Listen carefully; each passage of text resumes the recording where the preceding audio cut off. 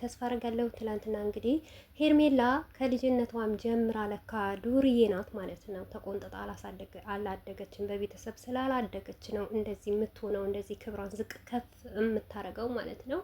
እንግዲህ እኛ ስናቅ ለሄርሜላ 2 ልጆች እንዳላት ነው። አማር እና አንድ ደግሞ የአመት ከምናምን ልጅ አለች፣ ሴት ልጅ ማለት ነው። እቺ ደግሞ እንግዲህ ትናንትና እናቴ ወደ ሸገር የሄደችው ለስራ ብላ ነው። አሁንም ደግሞ ተመለሺ፣ ፍቅራችን ይሻላል፣ እንደ በፊት መኖር እንችላለን ስትል እንግዲህ ልጅቷ ስታለቅስ ይፋ አድርጋለች። ባልየውም ደግሞ ሚስቴ የመጀመሪያ ሚስቴ ናት፣ በጓደኝነት ብዙ ቆይተናል ሲል እንግዲህ ይፋ አድርገዋል ማለት ነው። አሰላሙ አለይኩም ወራህመቱላሂ ወበረካቱ። ውድ ቤተሰቦች ሰላም ሰላም ብያለሁ። እያላችሁበት ሰላማችሁ ብዙ ተረፍረፍ ይበልልኝ። ይህንን ቪዲዮ ከወደዳችሁ ላይክ፣ ሼር፣ ሰብስክራይብ እያደረጋችሁ ቤተሰቡ ነው ለምታበረታቱኝ ከልብ አመሰግናለሁ። የትላንትና ኮሜንት ጋጋታ ብታዩ ለምን ሚስጥር ውስጥ አወጣህ እና እኛ እኮ እናውቃለን፣ በጣም ፍቅራችሁ ደስ ይል ነበር፣ ያምር ነበር፣ ለምን እንደዚህ ሆነ የሚል አብዛኛው ኮሜንት ነው። ምክንያቱም ይሄንን ነገር እውነት ቢሆን ነው ያው ሄርሜላ መንዘላዘል ትወድ አይደል እንግዲህ አብርሽ ማርኳት ይሆናል ወደዚህ ከመጣች በኋላ ካየቻቸው ወንዶች ትንሽ በለጥ ብሎ ወይም ሀብትም ምናምን እንግዲህ ሚዲያም ላይ እንደምታዩ አብርሽ በጣም ታዋቂ ነው፣ የሚታወቅ ሰው ነው። ለዛም እንግዲህ አብርሽ ማርኳታል መሰለኝ። ለዛ ነው ሙጭጭ ያለችበት። ይሄ ሁሉ ሰው ይቅርብሽ ብሎ ሲሰድባት ሲናገራት አይ እያለች ነበረ። እኔ የገረመኝ ነገር ማለት በጣም ጨዋ ነኝ የጨዋ ልጅ ነኝ ስትል ነበረች። ይህ እንኳን የጨዋ ልጅ ስትሆን ማለት ነው በልጅነቷ መንዘላዘል የምትወድና ከማንም ወንድ ጋር ሂዳ የምትጋደም ናት። ገባችኋ? ለሩታ ብቻ አይደለም ስም የምሰጧት ማለት ነው። እሷም ደግሞ በጣም ነውርና አስጠያፊ ነገር እየሰራች ነው ማለት ነው። እንግዲህ ይታያችሁ እቺ ልጇ ከሆነች ልጇን ትታ ማለት ነው ባለቤቷን ትታ ቤቷን ትታ ከወንድ ጋር ስትማግጥ ማለት ነው።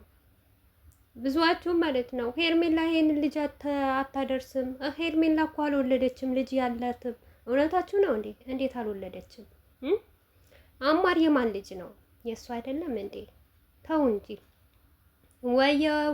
እውነት ለመናገር ማለት ነው ቡታጀራዎች በፍቅርም እንደተወደዱ ማለት ነው በውሸታቸው ራሱ እንደዛው ሊጠሉ ነው ማለት ነው። የቡታጀራ ነገር ሊያበቃላት ነው አይደለም? የቡታጀራ ነገር ማለት ነው የአብርሽ ህይወት ራሱ ሊያበቃለት ነው ማለት ነው። ምክንያቱም አብርሽ አሁን ከመጣ 3 አመቱ ነው።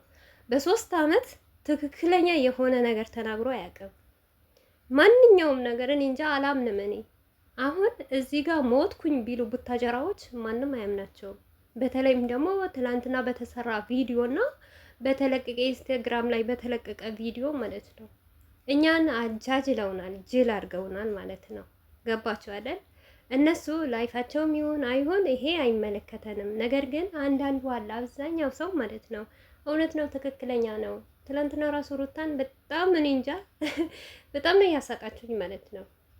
ሩታ እንደናንተ አይደለች፣ ሙሽም የተሳለች አይደል? ስትንዘላዘል የትም እየኖረች የትም እየወጣች የትም እየገባች ለካ እኔ እኮ አንዳንዴ እውነቴ ነው የምላችሁ ስለ ሄርሜላ ነገር በጣም ነበር የሚገርመኝ። እንዴ እንደዚህ የሆነች ከወንድ ጋር ቢያንስ 3 ወንድ ከጎኗ ነው የሚቆመው።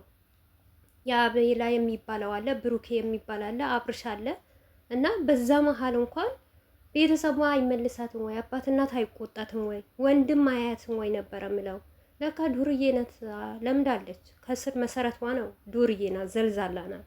ለዛ ነው ማንም አይፈልጋት ማለት ነው። እንግዲህ ቤተሰብ በጨዋ ቤተሰብ ያደገ ሰው ጥሩ አህላቅ ይዞ የወጣ ሰው የሆነ ቀን ቤተሰቡ ይፈልገዋል። ቤተሰብ የደረሰች ምን ሆና ነው? ምን አጋጥሟት ነው? ለምንድን ነው እንደዚህ የምትሆነው? ሚዲያ ላይ እንድትሰደብ ለምንድን ነው እንደዚህ የምትሆነው ብሎ አንድ ሰው እንኳን ቤተሰብ ያስታውሳችኋል፣ ይፈልጋችኋል። የፈለገ ነገር ዱርዬ ብትሆነው ማለት ነው። ግን እቺ የወጣላት አለሌ ናት። ካለሌም ትብሳለች እውነት። ምክንያቱም ወንድን እያማለለች ነው የምትኖረው ማለት ነው። አሁን ባለትዳር ብታስፈታ በቃ ምንም እኛ ጉዳያችን አይደለም። ምክንያቱም የለመደችበት ስለሆነ እሷ ራሱ ትውጣበት ማለት ነው። ነገር ግን እኔ ልጅቷ ናት ያሳዘነችኝ፣ ሰውየው ነው ያሳዘኑኝ ማለት ነው። በቃ በዚህ ልክ ልጅን ሳትፈልጉ ተወልዱትና ማለት ነው ሳትፈልጉ ታመጡትና ልጅ ያላየውን ስቃይ የምታሳዩ ሴቶች፣ አባት መሆናችሁ ሴት፣ በተለይም ደግሞ ሴት ልጅሽን አምጠሽ ደክመሽ፣ ወንድ ልጅ እኮ ጣጣ የለበትም።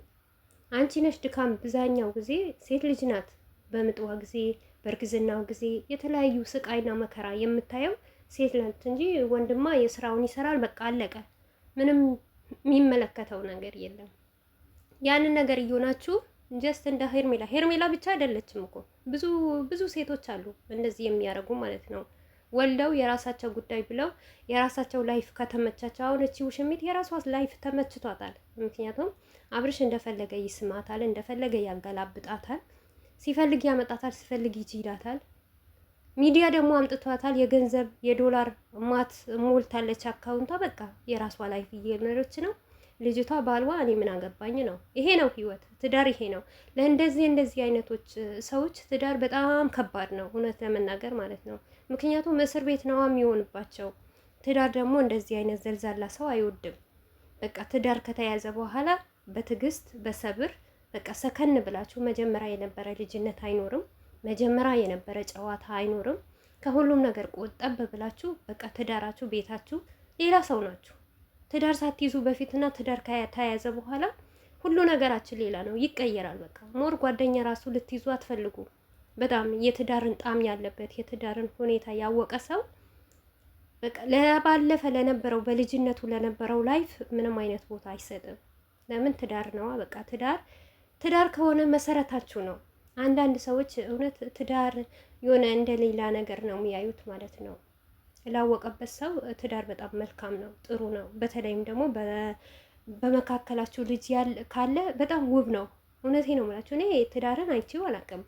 ነገር ግን አንዳንድ ሰዎችም ሳይ በቃ በአንቺ ምን አለ በእኔም ምን አለ ብለው የሚኖሩ ሰዎች ትዳር ማለት ክብር ነው። ሄርሜላ ማለት ትዳር አትፈልግም። ምክንያቱም መንዘላዘል ነው የምትፈልገው። አሁን በልጅነቷ እቺ ልጅ ከወለደች አማረን እንግዲህ አግብታ ነው ወለደቻት። ሴቷም ልጅቷ ወልዳለች። ከዛም በኋላ ባሏን ፈታለች። አያችሁ በቃ ለምን? በመጀመሪያ ደረጃ ስለ ትዳር ጣሙን አላወቀችም። የትዳሩን አያያዝ አላወቀችበትም። ትዳሩን ሳትፈልገው ወለደች፣ ገባች። በቃ ከዛም በኋላ ችግር መጣ። ችግር ሲመጣ ደግሞ እኔ ለስራ ብዬ ልውጣ፣ እንደዛ እያሉ ነው ሴቶችን፣ ወንዶች፣ ባለትዳር ወንዶችን የሚያበላሹት። የባለትዳር በስነ ስርዓት ተቀምጠው የሚሰሩት እንደዚህ እየመጡ ነው ሁሉ ሰውነታቸውን ሁሉ ነገራቸውን የሚቀይሩት ማለት ነው። እና ዘልዛላዋ ማለት ነው። ተመለሺ ወደ ልጅሽ ማለት ነው። አሳድጊ ልጅሽን። ድህነት ሰውን አይገለውም። ገባሽ? ጸባይ ካለሽ ጥሩ ካለሽ ከሰው ጋር አብረሽ ሆነን መኖር መስራት መለወጥ ትችያለሽ ማለት ነው። በአብርሽ ትከሻ ተንጠልጥለሽ ወይም ደግሞ አብርሽን ልሰሽ ከምትኖሪ ክብርሽን ዝቅ ከምታረጊ አብርሽ ደግሞ አያገባሽም፣ አያፈቅርሽም፣ አይወድብሽም። እየነገደብሽ ነው። ወደ ራስሽ ተመለሺ።